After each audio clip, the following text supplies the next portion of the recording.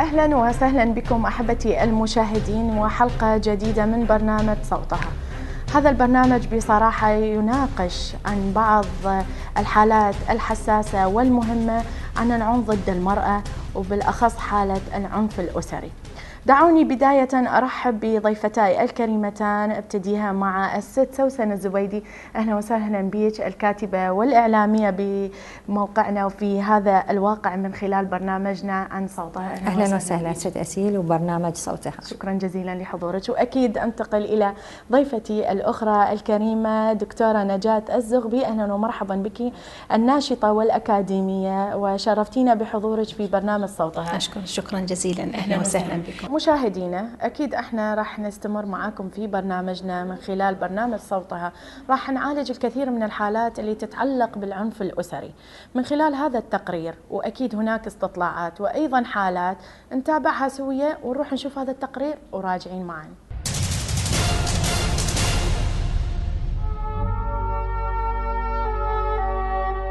كشفت إحصائيات رسمية أن حوالي 46% من النساء العراقيات يتعرضن لشكل من أشكال العنف الأسري خلال حياتهن اليومية، ويتصدر الزوج قائمة المذنبين في ممارسة هذا العنف ضد المرأة، يليه الأب ثم الأخ ثم الأم.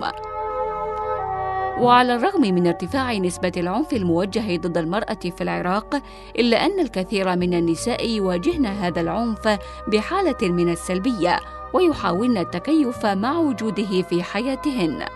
وتشير نتائج بعض البحوث التي تجريها منظمات مجتمع مدني إلى حدوث إصابات خطرة تؤدي بعضها إلى الوفاة جراء ممارسة العنف من قبل أحد أفراد العائلة تجاه المرأة، ولكن غالباً ما يتم التكتم على هذه المعلومات بسبب طابعها الجنائي.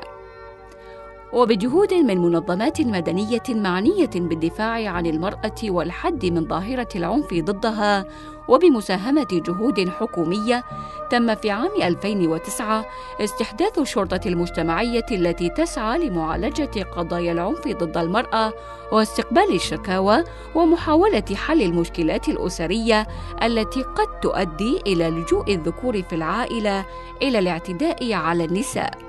نجحت الشرطة المجتمعية في معالجة بعض القضايا، ولكنها لم تصل بعد إلى الحد من الظاهرة بشكل فعال.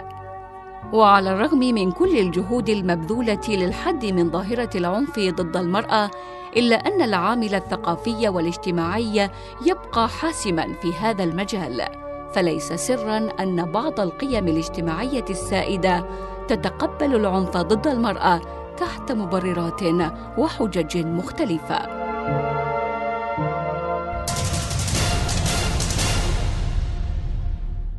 بعد ما شاهدنا التقرير سوية أحبائي المشاهدين، أكيد أرجع إلى ضيفتاي الكريمتان، وبداية أبتديها مع الست سوسن. أهلا وسهلا بك. بصراحة احنا تطرقنا عن العنف الأسري والرقم 46% ليس بالقليل. نعم. ماذا رأيك عن العنف الأسري وعن هذا التقرير الذي شاهدنا سوية؟ نعم، نرحب بك وبهذا البرنامج اللي من خلال الاسم يحمل بين قوسين صوتها، إذن صوت المرأة يبقى صوتها عبر الفضائيات والمؤسسات الإعلامية اللي تركز على هذه الظواهر. وحسب ما شاهدنا هذا التقرير والاستطلاع، يعني هذه الظاهرة ليست وليدة هذه اللحظة فعلا. وهذه الظاهرة موجودة عربيا وموجودة في مجتمعاتنا وبالذات نعم. الواقع الشرقي. نعم، يعني ومجتمعنا العراقي. هذه المشاهد اللي شاهدناها واللي ركز عليها تقريركم بأن هي مشاهد مؤلمة وموجودة في أغلب الأسر وأغلب بيوتاتنا العراقية. والضرب اللي يسبب عاهة جسدية في جسد المرأة، آثار سلبية تبدأ من البيت. يعني البيت وأساسه هذه الظاهرة تبدأ من البيت، وتفاقم هذه المشكلة يبدأ من الأسرة، وعمود البيت هي المرأة والرجل فعلا. ولهذا السبب نلاحظ هناك الآثار السلبية اللي تنترك دائما، تعطي انطباع سيء عن العائلة، يعني ممكن يكون بارز أمام المجتمع بصراحة. نشوف أيضا يعني تطرق الاستطلاع والتقرير إلى المجتمعات، بعض المشاهد في المجتمعات الريفية. طبعا هي المجتمعات الريفية أنقى المجتمعات، هي مجتمعات جميلة كطيبة وحنية، نعم، تمتلك كثير من اللي نفتقدها في المدينة، لكن مع هذا نشوف المرأة الريفية مهمشة وقابعة تحت جدران زوايا. نعم، نعم. هناك هذه المرأة، نعم، هذه المرأة أكثر معرضة للعنف، يعني العنف الأسري بالتحديد هو عنوان حلقتكم، أكثر من المرأة في المدينة. نعم، أكثر منها، ومع ذلك صوتها ما مسموع. ممكن صوت المرأة في المجتمع ممكن لأنه الدافع التربوي بالعائلة ممكن يمنعها بأنه تحكي عن مشاكل الخوف تتكتم يعني بصراحة. يعني نشأت في مجتمع ذكوري وبعيدة عن التلفاز وبعيدة عن تسليط الضوء عن كثير من المؤسسات، وحتى صوتها تخاف أن تودي، تخاف من رئيس العشيرة، تخاف من زوجها، تخاف من أخوها. كيف توصل حتى وإن كانت جتي زيارة إلى المدينة هم ما تقدر تدلي بدلوها وما تقدر يعني تطرح معاناتها خلال يعني واضح جدا. طيب أحاول لو أنتقل إلى سؤالي إلى دكتورة نجاة، يعني نلاحظ هناك اضطهاد المرأة يبتدي دائما، احنا العنف الأسري هو يكون داخل العائلة، حتى اضطهادها من يكون من أقرب الناس لها زوجها، خلينا نبتعد عن الأخ والأب والمجتمع بشكل كامل، لكن خلينا نبتدي من الزوج. يعني نعم. حقيقة العنف الأسري هو أنواع، قد يكون بدني أو جنسي أو نفسي، وهذا العنف يمتد في الأسرة، داخل الأسرة، من قبل الزوج والزوجة، لأن هم عمود الأسرة، وكل عائلة تتكون من الزوج والزوجة والأطفال. حقيقة إذ لم توجد هناك منظومة قانونية تحمي الأسرة نفسها سيعم الخراب في أي بلد كان. أن المنظومة القانونية هناك ضوابط وقوانين يجب أن يلتزم بها الفرد إذا كان الزوج أو الزوجة. كذلك حالة السلب تنسحب إلى الأولاد أو الأطفال بالنسبة للحالة النفسية التي سوف يتعرضون لها. طبعا فعلا يعني الطفل من يلاحظ بأنه الوالد يضرب أمه يترك آثار سلبية طبعاً. ممكن حتى تأثر على نفسيته، يعني بعض الأمراض النفسية. أكيد لأن العلم يقول أنه الأولاد ينشؤون في بيت وفي عائلة، إذ لم يكون هناك جو في كنف هذه العائلة يسوده الحب والوئام، سيبقى الطفل متخلخل في الشخصية وفي النفسية، وليس يكون سوي مع أقرانه بالمجتمع. حتى ممكن هذا الموضوع يتعرض لأمراض نفسية، قد يتلعثم في الكلام، وهناك حالات شاهدناها عن كثب، يتلعثم في الكلام، يتلعثم في يكون منزوي، ليس يلعب مع أقرانه، تفوته فرص في الحياة كثيرة بسبب الاضطهاد النفسي الذي سببته العائلة. يعني لو اتجهنا إلى المؤسسات ويعني الهيئات الرسمية والمنظمات، يعني عن دور هذه المنظمات في تطوير الحالات اللي ممكن نبتعد عن العنف الأسري، يعني أو الحد منها بصراحة، لأنه نلاحظ بأنه بدأت تكثر في مجتمعنا خاصة في هذا يعني بعد الأحداث شاهدنا ونتابع عن طريق التلفاز وعن طريق المؤسسات الإعلامية، وإحنا كعملنا كإعلاميين وصحفيين وقارئين للوضع، بأن هناك كم هائل من المنظمات المجتمع المدني تحمل كابشنات عن مناهضة المرأة ضد العنف وغيرها من المنظمات اللي تحمي المرأة، حقوق المرأة، حقوق الأسرة، نعم، والدفاع عن حقوق المرأة، ومن ضمنها تتناول قضايا وإرشاد تدريبية عن العنف الأسري والعنف اللي مثل ما قالت طرحت الدكتورة، تطرقت إلى العنف هو مثل ما قالت أشكال، وعنف الجسدي وعنف غيرها من أنواع العنف.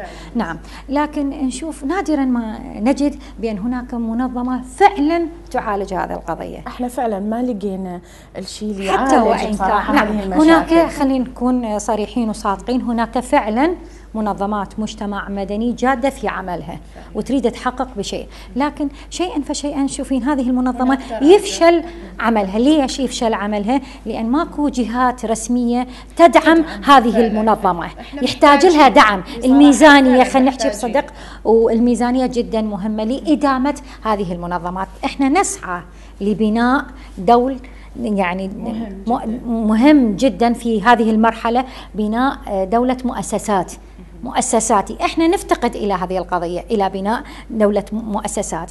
فمن ضمن بناء دوله مؤسسات ان نشجع المنظمات اللي فعلا تعالج هذه القضايا. بعض المنظمات قلنا بعض المنظمات فعاله اقامت دورات فعلا كانت بهذا الجندره، العنف الاسري، ومن ضمنها منظمه الامل.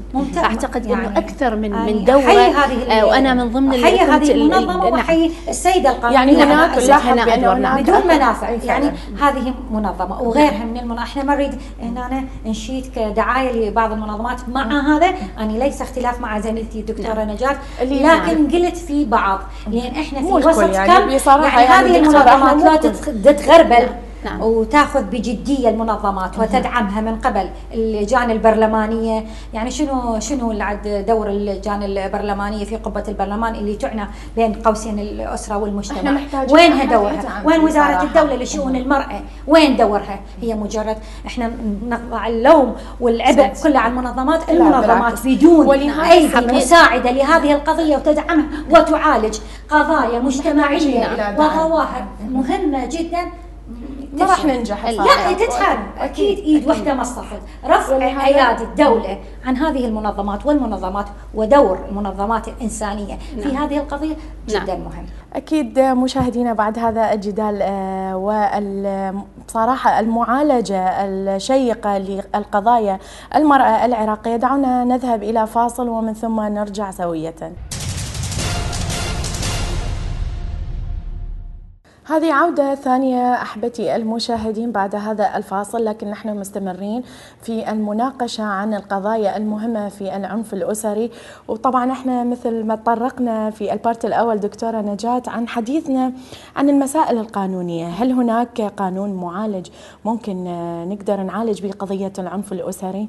حقيقة هناك مسودة قانون لدى مجلس النواب، وهي مطروحة للنقاش والبت بإقرارها كونها ضمن السلطة التشريعية، ونحن نحمل مجلس النواب أن تتحمل هذه المسؤولية، خصوصا لجنة المرأة والأسرة والطفولة، خاصة من بعد ما بدأت تكثر هذه الحالات. أكيد يعني في أنه هذه المعنفات كثرت بشكل في الأسر العراقية، وحقيقة الاضطهاد ليس من قبل الزوج فقط وإنما من قبل الأب والأخ. بدأ يهمش شخصية الفرد في المجتمع العراقي، لأن الأذى حقيقة يجعل الفرد غير سوي بأقرانه، يجعله مربك في سلوكه، وهذا السلوك ينسحب إلى تصرف قد يسيء للمجتمع ككل. فنحن نطالب من هذا المكان، كوننا من مجتمع مدني، وحقيقة المجتمع المدني أنا ألاحظ يبذل جهد كبير في هذه المواضيع، ويناقش من خلال عمل دورات، ومن خلال الجندرة، ومن خلال تثقيف حتى المواطنين بهذه الأمور. لكن ما تصل دكتورة، خلينا نتحدث بواقع عذرا يعني المقاطعة، لكن متى تصل إلى المجتمعات الريفية؟ منظمات المجتمع المدني فقط في المدينة، فقط تركيزها على المدينة. طبعا هو كل الضيم والقهر يعني بالمجتمعات الريفية، كل المعاناة والعنف والمعنفات موجودات في المجتمعات الريفية ونسبتها حتى أكبر. في المدينة نعم يوجد قضايا قد من يراقب الحالة في المجتمعات الريفية؟ أنا أتكلم تنسيق منظمات المجتمع المدني من يزور مسؤولين زار المجتمعات، حتى وإن كان بعض منظمات المجتمع المدني وبعض المنظمات الإنسانية اللي تحاول قدر إمكانها أن تبذل جهود. بصراحة القانون هو دائما يحمي كل أفراد المجتمع، ليس فقط المرأة.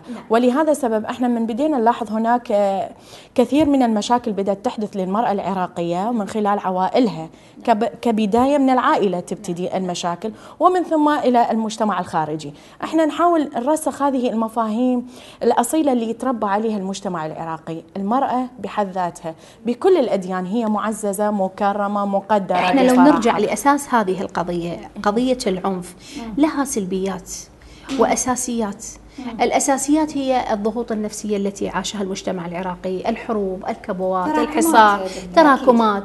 نحن نلاحظ في كل بيت عراقي حالة نفسية، اذا كان الزوج واذا الزوجه من يعني بسبب الظروف المعيشيه، بسبب الحاله الاقتصادي، العامل الاقتصادي بدا يعني انه الانسان يحس نفسه غير سوي بالمجتمع باقرانه بالمجتمعات المجاوره. لو ذهبنا الى المحاكم نجد القضايا والمحاكم واعداد هائله وكثيره باعمار مخجله، شابه 18 و17 واصغر ايضا. نعم، يعني حالات الطلاق، هو ما نريد نتطرق الى حالات الطلاق، لكن هو نوع من العنف. شنو اللي وراء هذا؟ هذا سبب من اسباب العنف الاسري، هو موجود بالمسوده، الطلاق بالاكراه، ختان الزواج بالإكراه، الزواج بالإكراه، زواج مبكر، حتى الإجبار في الحقوق الزوجة. يعني في هذه الحالة بدينا نلاحظ هناك بعض من الرجال ما يقبل يطلق زوجته إلا في حالة بأنه أنت تتنازل عن حقوقها وعن واجباتها الكثيرة لأجل أن تمسك ورقة الطلاق. هذه واحدة من الحالات اللي ممكن تدخل يعني في العنف الأسري. طيب لو تحدثنا أيضا سوسن، يعني هناك يقول البعض من هناك ضعف في شخصية المرأة ممكن يمنعها عن مطالبة بحقوقها، ممكن يمنعها عن النطق بالكلمة اللي ممكن تحميها من كل الجوانب اللي تمر بها. هو موجودة هاي مجتمعنا، مجتمع العربي، ومجتمعنا أيضا نعاني من هذه القضية. المرأة دائما قلنا قابعة في جدران وزوايا مقبعة وراء الكواليس، دائما صوتها وراء الكواليس، يعتبرون صوت المرأة عورة، فمخلين يعني هاي الهيمنة الخاطئة. نعم، يعني هذه الهيمنة الذكورية في مجتمعنا، الهيمنة الذكورية لحد الآن مهيمة في مجتمعاتنا. فكيف يعني هم حنرجع إلى المجتمعات الذكورية؟ هذه الحالة موجودة في المجتمعات الريفية أكثر ما في المدينة. فكيف يعني احنا نوصلها؟ من خلال منظمات المجتمع المدني، من خلال دورها، من خلال حتى المجالس. يعني عفوا المقاطعة، يعني احنا لاحظنا بأنه حديثنا هو متشابك يعني بصراحة، لأنه العنف الأسري كثير من المفاهيم به.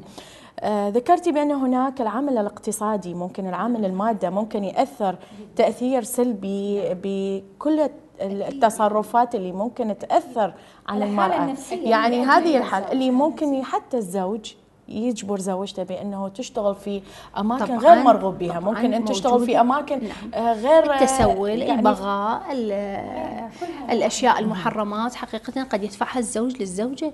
هذا ستي العزيزة، الحالات السلبية هي كثيرة جدا من خلال العنف الأسري. حتى حالات الأولاد والأطفال نحن نشاهدهم في مجتمعاتنا، يعني مجتمع التدريس على نطاق كونك أكاديمية البيئة يعني التدريسية. نعم. نلاحظ بعض الشابات يعانون من اضطهاد من قبل عوائلهم بشكل كبير جدا، يحرموهم من أبسط أشيائهم. يعني احنا اوكي، احنا مجتمع ديني وتربوي متحفظ، لا نتنعم بقيم وتقاليد ومبادئ نحن لا نلغيها ابدا، لكن هناك حقيقة ضوابط للعائلة ايضا ضمن الفرد. انا لا يعني انجب طفل كي اضطهده، لا فعلا احنا محتاجين يعني بكل يعني نرجع على نقطة مهمة، بأن هناك المفروض تثقيف ووعي يعني وسائل الإعلام من المناهج يعني التربوية بصراحة محتاجين هذا الموضوع. يعني من خلال هذا هي عدة تشترك بهذه العملية وتشترك في هذا التثقيف، أولا بداية من الأسرة، المدرسة، وحتى الجامعة، يعني وصولا الى يعني تشريعات ستي العزيزه خلينا نقولها بصراحه من هذا المنبر، وخلي تسمع المؤسسات التعليميه انه هناك مشاريع تعليميه في دول العالم بتتها من قبل الولايات المتحده الامريكيه. هذه المشاريع هي مشاريع مناهج دراسيه جديده سميت بالاتجاهات الحديثه، عملت في السعودية والإمارات والكويت، كونها دول مترفهة. خلينا نقول تجربة دكتورة، يعني احنا كتيبات ترشيدية وتثقيفية بالمدارس. احنا مو قلنا هو يبدأ أساسا من الأسرة والمدرسة ووصولا يعني إلى المراحل الدراسية. لا الآن أنا أتكلم عن حالة خطرة جدا، إنه في المناهج العراقية لم تطرق إلى هذه المناهج. هذه مناهج انقلابية الكلاب أحدثت في العالم. نحن في قرية صغيرة أصبحنا من التكنولوجيا والعلم نريد أن نلحق بالركب بأقراننا بالعالم الغربي بالعالم العربي. أكو هناك حالة مهمة جدا، يعني المرأة ممكن نلاحظها تصاب بتشوهات يعني يعني بجروح شديدة بجسدها، ونلاحظها تمتنع يعني عن الكلام، نلاحظها ما تقدر تحكي، حتى تخاف من القانون، ممكن إذا اشتكت ممكن اكو عواقب. نقول تخاف من رب الأسرة، تخاف من أبوها، تخاف من أخوها، يعني لكن يعني هي ما تظل ساكتة. احنا هذا الموضوع بصراحة ما يهددوها، يعني ست أسيل ما يهددوها من ترجعين من البيت إذا راحت هي يعني اشتكت على زوجها أو اشتكت على أبوها واشتكت على أخوها. في هذه القضية هي حتلقى بعد أكثر عنف. لا ننسى أكو قضية جدا مهمة أتمنى نتطرق لها، هي قضية إيواء المعنفات. احنا ما موجودة، يعني هذه القضية وهذه الظاهرة موجودة، إيواء، دور إيواء للمعنفات حتى في المجتمعات يعني الدول العربية البسيطة. قصدش الابتعاد حتى لا دور إيواء ما عندها أحد، يعني خرجت من الريف، خرجت من المدينة، حتى ما عندها أحد تلتجئ له، وين تلتجئ إلى دور الإيواء. دور الإيواء ما موجودة، ولا نحن نتمنى أن هذه الظاهرة موجودة في دول عربية. ما تتوقعين هاي يعني كيف؟ إذن هذا الخوف اللي تملك المرأة من البوح، من القول بأنه هناك تعرضت إلى ضرب، ممكن أذية، ممكن تشوه جسدي، ماكو جهة نحتاج إلى قانون ممكن يلتزم. لكن خلي حديثنا مستمر، نروح هذا الفاصل مشاهدينا وراجع لكم مرة ثانية. بعد ما رجعنا من الفاصل أحبتي المشاهدين، خلينا نروح نشوف هذا الاستطلاع وراجعين سويا. أنا ما راح أذكر أسماء، لكن أكو بنية كان طالبة هي بالمعهد، معهد معلمات، هي كانت تعيل الأهل، الأب كان معوق، فجاها شخص هي ما ترغبه، فتقدم لها وما رفضت يعني انه تتزوج هذا. فابوها اجى كتلها، اخوها سحلها بالشارع، اذوها، يعني واحد يشويها، واحد يضربها بكيبل، ما اعرف ايش. فدخلوا الناس الطيبه وقالوا لهم انه هاي البنيه يعني حرام، الله ما يقبل، بالقران الله حرم الضرب. فصارت الهدنه بين الاهل الى ان جت قسمه ثانيه، لانه هي كانت رايده ايضا تعرضت للضرب، الى ان صارت حاله انتحار من البنيه، يعني فقدوا سمعتهم، لانه الناس اتهموها بغير اشياء، لانه بعد العقد القران انه صارت المشاكل. البدائل هي انه المراه تعرف حقوقها، وأن العائلة أيضا يعرفون أن المرأة لها حقوق، مثل ما عليها واجبات لها حقوق هي أيضا.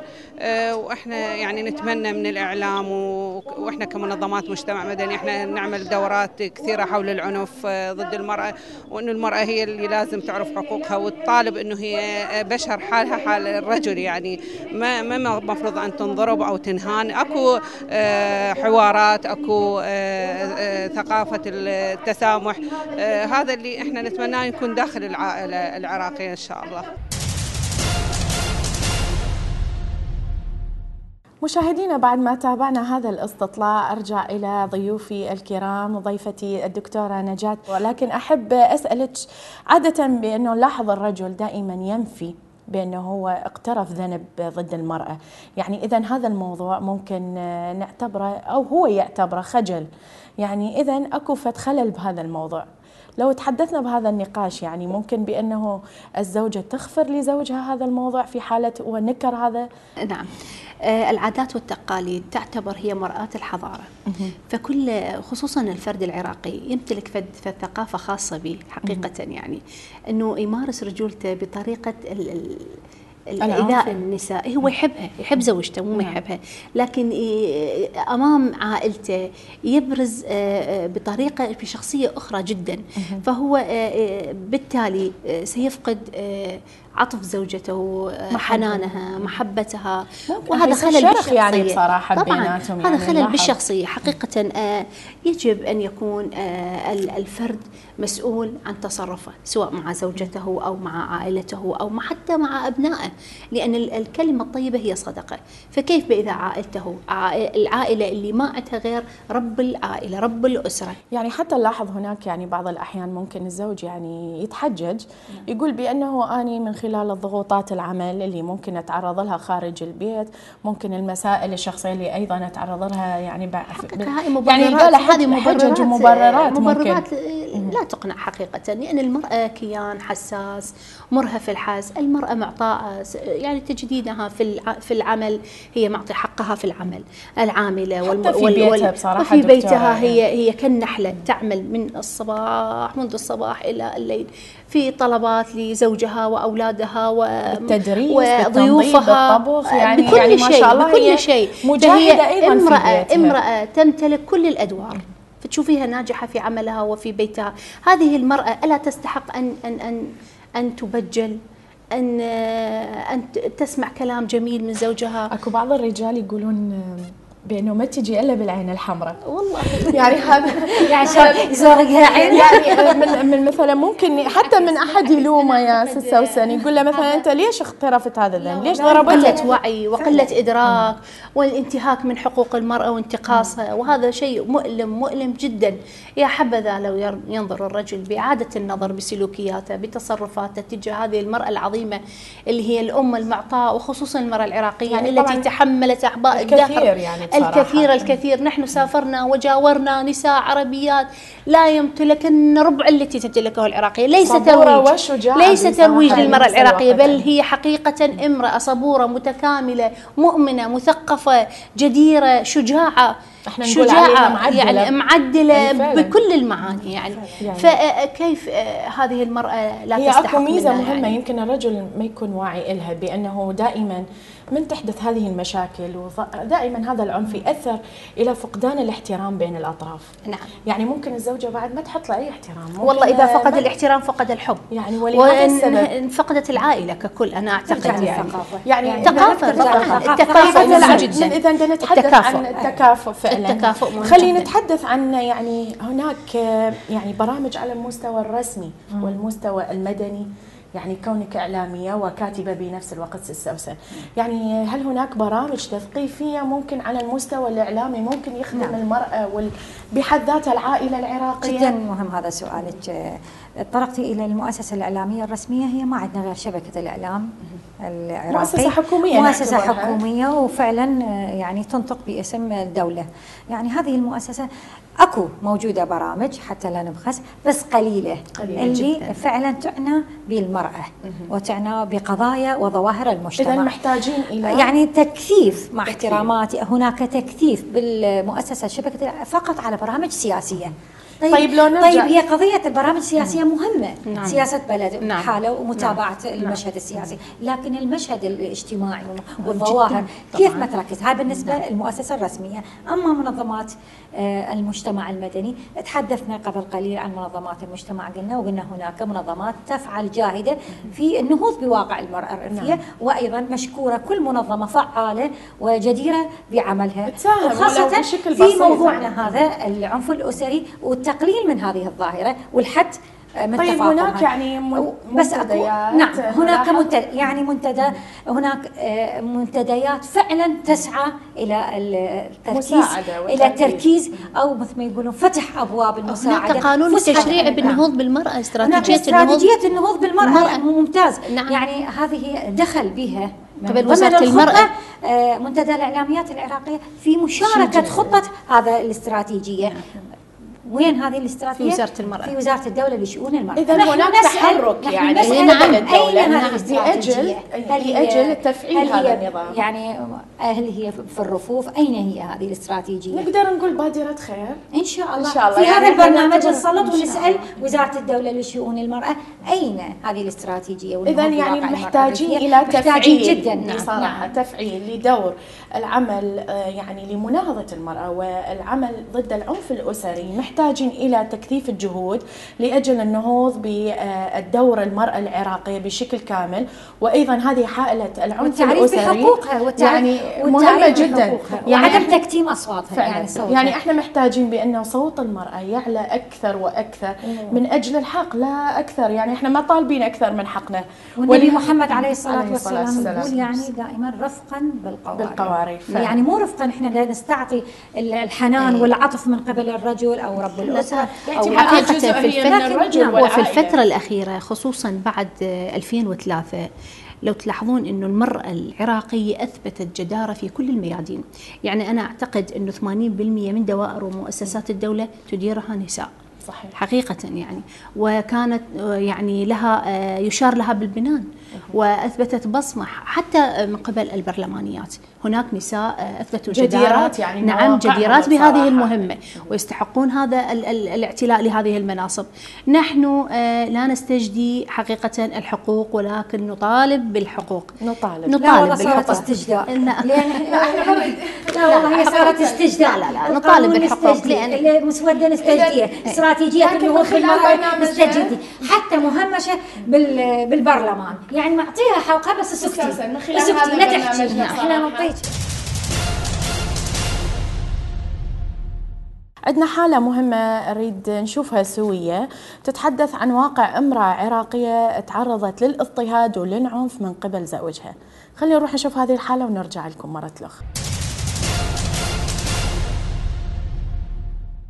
وبالبداية يعني من الخطبت وهاي كانت تصرفاتها طبيعية، ماكو فشي يعني مثلا ماكو فد شي يعني بين بأنه هو مو زين أو شي. اشتردين شنو تطلبين أنا قدامك أي شي، يعني يقول أنا أزيد ما أنقص أي شي، لذلك أنا ما طلبت أي شي. بعدين هو قال أنا هم ما شايف يعني هيك بنية ويعني قاعد اشتردين يعني الذهب الشي ما أطلب أي. فبعدين يعني من تزوجت لا تغير نهائيا.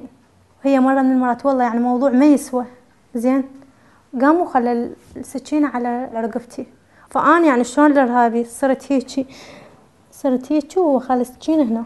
مرت أخوه هي مصر يعني بنت خالة راحت الجيران جتي أخذتني، قلت له بس عوفني، قلت له أنا بعد ما أتحمل، قلت له لأن الموضوع إذا عركم وياي ترجعون علي أنا كل شيء مدخليني سبب. بعدين قالوا والله ما تطلعين، أحطمك أكسرك وما تطلعين من البيت. أنا ما أحس إن في الأثناء استونا خليت ابني كنت أرضع بيه عمره 5 أشهر هيك يعني حدود 5 أشهر 4 أشهر ما أتذكر يعني بالضبط، بس هيك 4 أشهر 5 أشهر شلته خليته. ويا ما خليته داحته ما أسمع إلا الطلقة ضربني وقعدت. بعدين هم إجا أخوه أخذوه ما أعرف يعني سولفوا شاروني، قال بس تقولين أنا ضربتك ترى والله العظيم أنا والله العظيم والله الكنتور مالتي متروس رمان متروس بواكيت ما الطلق. انت من يطلع لك حق؟ من يطلع لك حق؟ زين اهلك نفنيهم فني والله. عده هو ناظور قبل بساعة. انا قلت مشاكل وتصير وحده من اثنين اصير انا سببها. قلت لهم انا ضربت نفسي. زين بعدين من صاروا قالوا لا تخافين، واهلي تحولوا، مو اهلي كانوا نفس المنطقة وكنت اخاف عليهم. من اهلي شالوا لغير المنطقة يلا قدرت اقول لهم لا هو ضربني.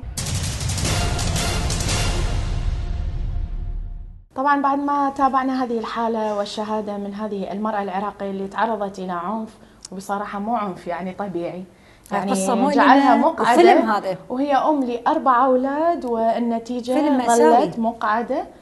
يعني بس هاي الحالة ستأسيل مو غريبة، يعني أكو حالات كثير يعني احنا سامعين قصص هذه جزء من نعم كثير من الحالات يعني كثير من الحالات، لكن فعلا هي حالة مؤلمة صراحة. احنا نشكر يعني جرأتها لأنه نعم تحدثت بهذا الموضوع يعني. ففعلا أكو الكي بالنار تتعرض إلى يعني متعرضة إلى طلق ناري، ما عدا بأنه أيضا يرفع عليها سكينة ويركض وراها بالشارع. يعني هذه الحالة مو بس غريبة يعني موجودة. إذا أكو خلل يعني بنفسية الرجل، خلل كبير. يعني يعتقد أنه هو يمتلك هاي الكائن، يعني يقتلها رجولته يعني بهذه القضية، يعني هو أولاده وين مصيرهم. هنا نطالب بالقانون.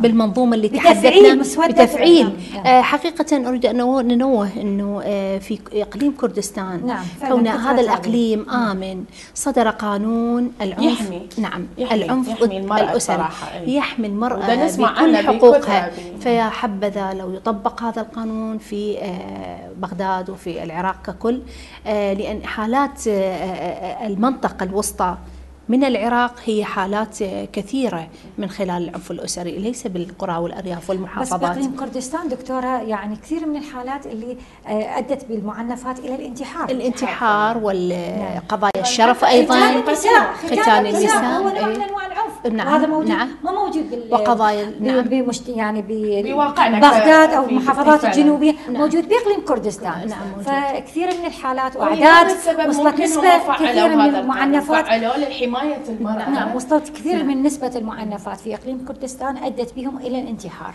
طيب احنا ما نتحدث فقط يعني عن العنف الأسري فقط، بأن الرجل يضرب زوجته أو الأخ أو الأب أو الأبناء أيضا يأذوهم ممكن بشكل يعني جسدي، لكن هناك حتى عنف باللفظ.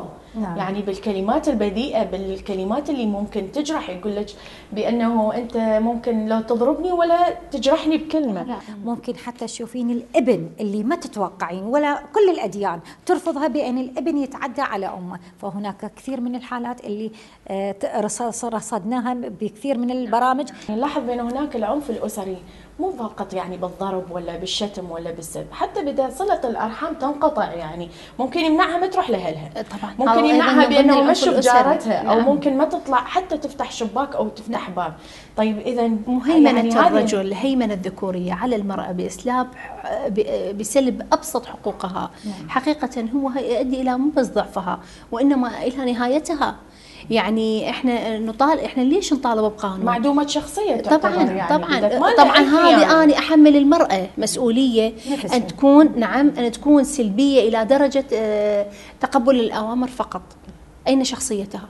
إذا كانت هي على حق. الخوف يعني لا، أنا أترك عامل الخوف إذا كنت أنا على حق وأدي واجبي بصورة يعني فعلا دكتورة، عامل الخوف جدا مهم في الخفاء الكثير من هذه. لا أنا على القانون. نعم بس أنا أطالب أن تعيد المرأة النظر بحياتها بسلوكيات زوجها إذا كانت يعني مشينة حقيقة تؤدي بها إلى الشلل وإلى القتل وإلى يعني مثل هذه الحالة يعني بصراحة على أساس طبيعية. بس أكو شيء يعني ما تطرقنا له أو إحنا تناسينا في هذه القضية. المرأة من يعني يمارس عليها العنف من قبل الأسرة تلتجئ من احنا قلنا دي دور إيواء ما عندنا نفتقدها. دور الشرطة الاتحادية هنا مهم، لكن بعض مع الأسف يعني بعض رجال الأمن هناك يزيد الطامة الكبرى على هذه المعنفة.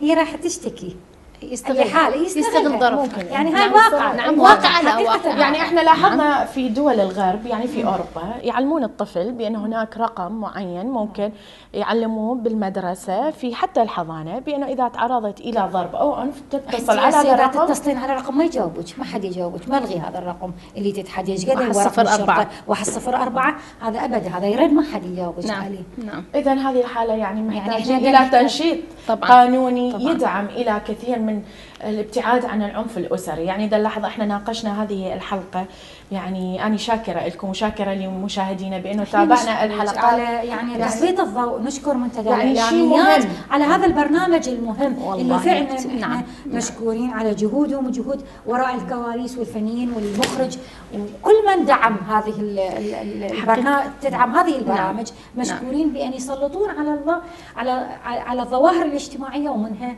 القضايا الخاصة بالمرأة. أنا أتمنى من هذا المكان أن ترجع الباحثة الاجتماعية للمدارس والإعداديات وتعود دورها ويكون دور فعال حقيقة. إن بعض الطالبات خصوصا في مرحلة المراهقة ومرحلة النضوج يعانن الكثير من تسليط الآباء أو تسلط الآباء والأخوة واضطهادهم. فكانت حلقة وصل هذه الباحثة مهمتها مهمة حساسة وصعبة جدا، حلقة وصل بين العائلة وبين الطالب. حقيقة يعني يا حبذا لو تعود هذه الظاهرة يعني. طيب دكتورة، يعني لو أسألك نلاحظ بعض أكو تقارير ممكن نشاهدها، ممكن حتى الإحصائيات اللي ممكن نعرفها من خلال المدارس بأنه تعرض الأطفال إلى ظرف وعنف أسري من قبل أمهاتهم ممكن نعتبره بأنه هذا تفريغ من الضغط الأب على الأم، وممكن هي تطلع حرقتها بأطفالها يعني في هذا المجال. ستي العزيزة، الضغوط النفسية التي تتعرض لها المرأة من قبل الزوج أو العائلة أو الأسرة أو حتى العمل، يعني حقيقة مع الأسف يعني هي حتكون إنه متسلطة أكثر على أولادها. يعني أنت تفرغ يعني وين شحناتها يعني هم يعني الأولاد، والأولاد يردون جو لهم باللعب، بالحركة، بالتصرف، بالطلبات التي تثقل كاهل المرأة. فحقيقة هنا يعني نلاحظ حتى الضرب يكون بدون وجع قلب. يعني احنا هسه راح نرجع لنقطة الصفر. هناك سلسلة، السلسلة تبدأ من الدولة. الدولة يجب أن تضع سياسة معينة وقانون ودستور، يعني على الأفراد أن يحترموا هذا الدستور وهذا القانون وأن يتماشوا معه. نعم. ثانيا ندخل إلى العائلة الواحدة. هذه العائلة يجب أن يحترم هذا الكيان المتكون من الأب والأم والأفراد والأطفال، يعني أن يحترموا بعضهم. قانون عائلي يسوده الحب والوئام والمحبة، كي لا يكون هناك خلل داخل هذه العائلة. عندما تكون العائلة منظمة في حياتها ويسودها الحب والوئام، سيصبح هذا الفرد فيها فرد سوي بالمجتمع وذو سلوك مقبول وحسن، لأن السلوك قد يكون مكتسب وقد يكون موروث. تأثير النفسي مهم جدا، عامل مهم على السلوك وعلى التصرف، لكل فعل رد فعل. دائما يقول لك شوف الانسان من قرينه، اذا حتى لو القرين فهو عائلته. يعني انت طبعاً. شوفي منبع منين، اذا كان عائله مرتكزة وعائلة بسيطة وبعيدة عن، احنا ماكو عائلة تخلو من المشاكل. أكيد. خاصة في ظل ظروفنا اللي نعيشها في الظروف الراهنة ممكن هي غير طبيعية. أكيد. هذا التأثير النفسي ايش قد يترك آثار نفسية بين الأولاد وبين العائلة حقيقة. وتفاوت الطبقات أيضا بين العوائل، يعني عامل المادي ممكن عامل المادي مهم جدا طبعا، هذا مهم وحيوي جدا بخلق الفرد. يعني أنا عندما أمتلك مورد مادي بسيط أو يكون معتدل أو متوسط أو كبير، بالطبيعي يعني أنه راح يأثر على سلوكي وعلى رفاهيتي. سوف أبحث عن الرفاهية وعن الملبس وعن المأكل الجيد والمسكن الجيد. أما إذا كان الإنسان يعاني من حالة مادية قلقة، حقيقة سينسحب إلى سلوكه ولا الإهمال وإلى والأذى. يعني ما سوينا شيء بصراحة، هي سلسلة يعني مرتبطة. الدولة هي العنصر المهم والفاعل بخلق مجتمع حقيقي سوي بإعطاء حقه، لا نريد أكثر. محتاجين قانون. نعم. مهم جدا يحمي كل الأطراف. طيب لو أسألك ست سوسن، يعني دائما احنا حكينا بأنه العنف دائما يكون موجه من الرجل إلى المرأة. طيب لو هنا يعني ليش ما نقول بأن هناك أكو عنف تمارس المرأة ضد قريناتها السيدات والبنات؟ يعني هذا بصراحة يعني هذا العنف أيضا موجود بين نعم. النساء بشكل يعني موجود في الدوائر، في حتى في البيت.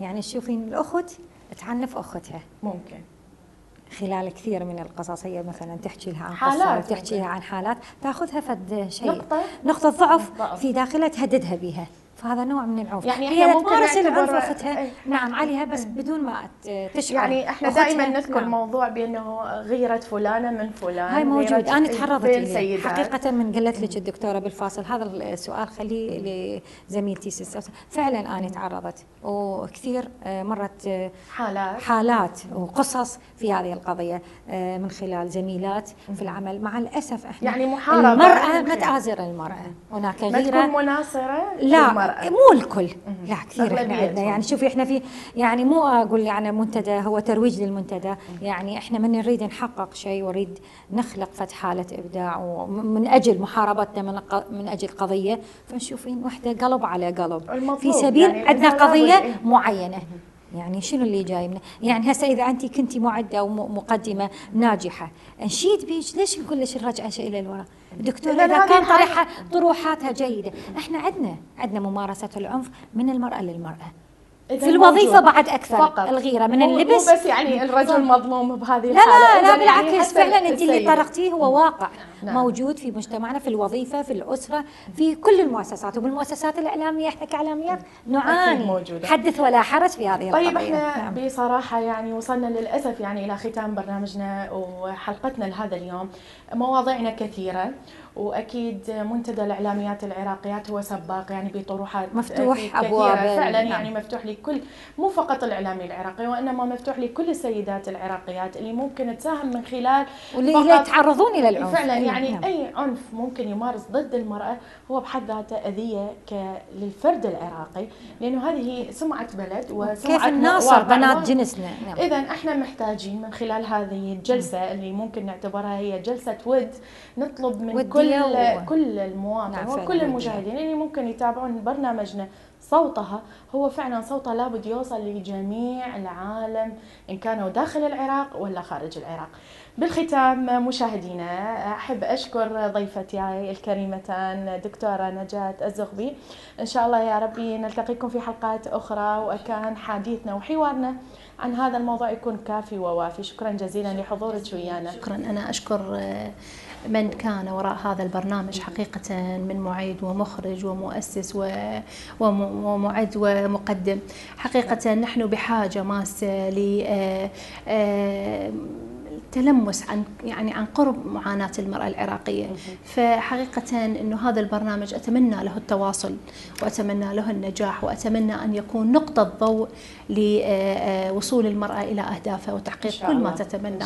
تحياتي لكل امرأة عراقية ولكل أم، وأقول لها أنك أول الرسائل وأول المطر، هكذا أسميك أيها الصامدة الصبورة الحنونة. شكرا جزيلا لك دكتورة، وأيضا أشكر ضيفتي الكريمة السيد سوسن. أكيد من كونك إعلامية لابد لك كلام ممكن تذكريه أمام الشاشة. شكرا جزيلا. أشكرك وأشكر منتدى الإعلاميات وأشكر هذا البرنامج الجميل اللي فعلا هو من اسمها يعني مشكورين على اختيار وانتقاء الاسم الكابشن صوتها، وفعلا صوتها يمتد إلى كل المحافظات وإلى بغداد وحتى يخرج خارج البلد إن شاء الله. دائما هذا البرنامج وهذا المنتدى فاتح أبوابه لكل قضية ولكل ظاهرة ممكن تأثر على نحاول قدر إمكاننا أن نساعد المرأة فعلا هي صبورة صامدة ونعتبرها هي عمود الأسرة. وفعلا نقول للرجل، نوجه للرجل رسالة بأن دائما دعك مع جانب المرأة، والمرأة تبقى هي الأسرة وهي الأم، ولا تنسى بأن هي كانت أمك. هذه المرأة اللي تعرضت للعنف مثل ما شاهدنا هي كانت يوم من الأيام هي أمك اللي ولدتك. شكرا جزيلا لحضوركم ويانا. شكرا اللي وراء الكواليس والمخرج. شكرا. أهلا بك ست سوسن. طبعا أكيد أنا أشكركم مشاهدينا لأنه تابعتوا حلقتنا لهذا اليوم، الحلقة المميزة، وهي إن شاء الله ما راح تكون الأخيرة، هي حلقتنا الأولى عن العنف ضد المرأة وعن العنف الأسري اللي راح نتحدث عنه بحلقاتنا الجاية. شاكرة لكم متابعتكم لنا وانتظروني بالحلقات الجاية. أنا أسيل البياتي، تحياتي لكم وإن شاء الله نلتقيكم بحلقات أخرى. مع السلامة.